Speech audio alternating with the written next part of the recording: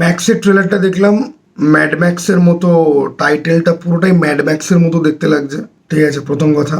আর এরকম ধরনের গল্প আগেও দেখেছি যে একটা হিরো আর প্রচুর ভিলেন আর সবাই হিরোকে মারতে আসছে, আর এই হিরো দুনিয়ার সব থেকে বড় ডন, সব থেকে বড় বাদশা, সব থেকে বড় গ্যাংস্টার। আমার বিক্রান্ত রোনা সিনেমাটা খুব ভালো লাগে। কিচ্চা সুদীপের বচ্চন বলে একটা হিন্দি ডাব ফিল্ম দেখেছিলাম কিচ্চা সুদীপের, অরিজিনাল নামটা আমি এই মুহূর্তে ভুলে গেছি, খুব ভালো লেগেছিল। আর ইগা সিনেমাতে কিচ্চা সুদীপের ভিলেন রোলটা আমার দারুণ দারুণ দারুণ লেগেছিল। ওটা আমার কিচ্চা সুদীপের দেখা প্রথম সিনেমা। ওকে, তো এই ম্যাক্সের যে ট্রেলারটা বা টিজার বা ট্রেলার যাই হোক হোয়াট এভার, সেটা আমার দেখে খুব ইমপ্রেসিভ লাগেনি, কারণ বিক্রান্ত রোনা সিনেমাটা আমার খুব প্রিয় এবং আমি মনে করি ওটা একটা আন্ডাররেটেড ফিল্ম। বিক্রান্ত রোনার টিজার ট্রেলার যতটা, মানে একটা জিনিস হয় না যে দেখে বোঝা যায় যে এটা অন্য কনসেপ্টের আলাদা লেভেলের কিছু হতে যাচ্ছে, ম্যাক্সের টিজারটা আজকের দিনে সাউথে যেরকম সিনেমা তৈরি হয় ওই রকম টিপিক্যাল একটা সাউথের ফিল্মের ভাইব দেয়, যেখানে রাইমিং করেও কথা বলছে, হাউ অ্যাবাউট সবাইকে ও টেম করতে পারে, একটা কবিতার মতো হচ্ছে। স্টাইলটা ভালো, দেখতে ভালো লাগে, কুল লাগে, ব্যাস অত অবধি। অ্যাকচুয়ালি সিনেমাটা ভালো কিনা সিনেমাটা না দেখা অবধি বোঝা যাবে না, কিন্তু ট্রেলার দেখে আমি ইমপ্রেস নই। বিক্রান্ত রোনার টিজার ট্রেলার এর থেকে অনেক বেটার ছিল। তবে কিচ্চা সুদীপ তো, মানে আমি আজ অবধি তার বাজে কাজ কিছু দেখিনি।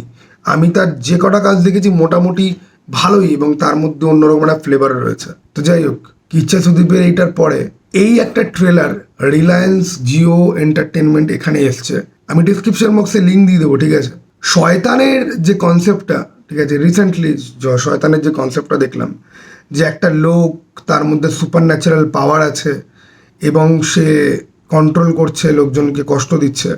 এখানে এই ট্রেলারটার মধ্যে আমরা দেখতে পাই যে একটা লোক, যে একজন অপরাধী এবং তাকে এক প্রিজন থেকে আরেক প্রিজনে নিয়ে যাওয়া হচ্ছে, কিন্তু এর সুপার ন্যাচারাল পাওয়ার রয়েছে এবং তাকে যখন এই ট্রান্সপোর্ট যখন করা হচ্ছে তখন সে হাঙ্গামা খাড়া করবে। ট্রেলারটার মধ্যে না বাজে কিছু ভিএফএক্সের শট আছে, লো বাজেট বোঝাই যায়, কিন্তু ট্রেলারটা না আমার দারুণ লাগলো। হতে পারে কিছু ভিজুয়াল হয়তো বাজে, কিন্তু আইডিয়াটা দুর্দান্ত লাগলো আমার, এবং পুরো শয়তানের মতো একটা ভাইব পেলাম।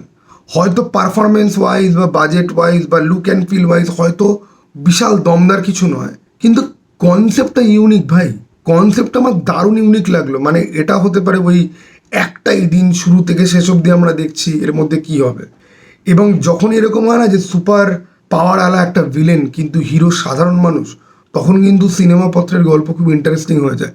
শয়তানে যে জিনিসটা হয়েছিল, তোমরা কি কেউ এই ট্রেলারটা খেয়াল করেছো বা কেউ দেখেছো? তো কমেন্ট বক্স খোলা আছে, বলবে। আরেকটা সিনেমার ট্রেলার যেটা নিয়ে এখানে কথা বলবো আমরা, সেটা হচ্ছে গিয়ে যে মোহনলাল, কমল হাসান, ফাহাদ ফাজিল সবাই এক সিনেমার মধ্যে। আই মিন ভাই, আমি ট্রেলারটা দেখলাম, গল্প টল্প তো কিছু বুঝলাম না। ঠিক আছে, একটা ফ্যামিলি ড্রামা টাইপের গল্প, তার মধ্যে আবার কিছু অ্যাকশনের গ্লিমসও মনে হলো। দেখো, গল্প তো তার মারাত্মক হবে, এতগুলো স্টার এক জায়গায় আসছে, পুরো মালায়ালাম ইন্ডাস্ট্রি কাইন্ড অফ বলতে পারো এক জায়গায় আসছে। কমল হাসানকে যদিও আমি তামিল ইন্ডাস্ট্রির বলেই আমি জানি, তারা সবাই এক জায়গার মধ্যে আসছে, মানে মামুত্তি, ফাহাদ ফাজিল, কমল হাসান, মোহনলাল, চারখানা বিগ শট লোক, মানে যাদের প্রত্যেকের সেপারেট সেপারেট ফ্যান বেস রয়েছে, তাদের চারজনের একটা ট্রেলার, মানে জাস্ট আমি খালি ভাবছি যে এই সিনেমাটার রিসেপশন কি হতে যাচ্ছে সাউথে। তো দেখে আমার খুব ভালো লাগলো, আমি খুব ইন্ট্রিগড যে কি হবে এটা নিয়ে এত অবধি। ওকে, তোমাদের কার কি বক্তব্য, তোমরা কমেন্ট বক্স খোলা রইলো, তোমরা বলতে পারো। চলো ভাই, আবার যেন দেখা পাই।